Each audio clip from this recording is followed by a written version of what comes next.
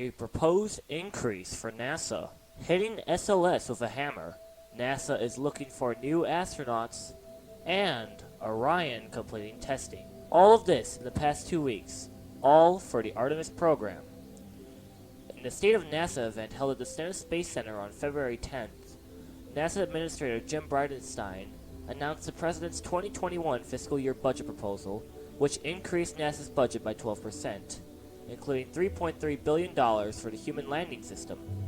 If Congress approves this increase in funding, the Artemis program will be able to land the next man and first woman on the south pole of the moon by 2024.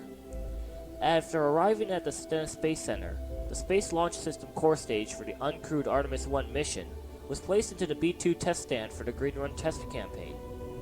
The test campaign began with Modal testing, which was actually completed earlier than expected.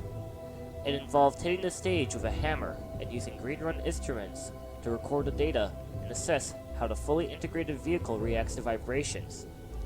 Next will be the vehicle power-on checks. The test campaign ends in August with a full-duration static fire of all 4 RS-25 engines. NASA is on the lookout for the next Artemis generation astronauts starting March 1st.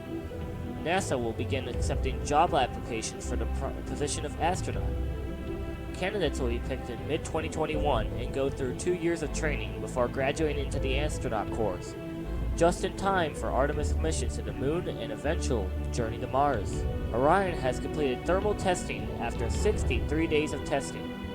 In the test, engineers at Plumbrook Station in Ohio subjected Orion to the extremes of space, extreme temperatures, and a vacuum.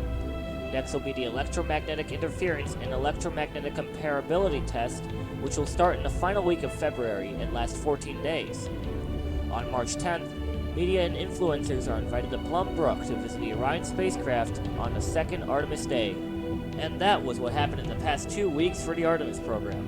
For continued updates, go to www.nasa.gov or subscribe to the channel for more videos.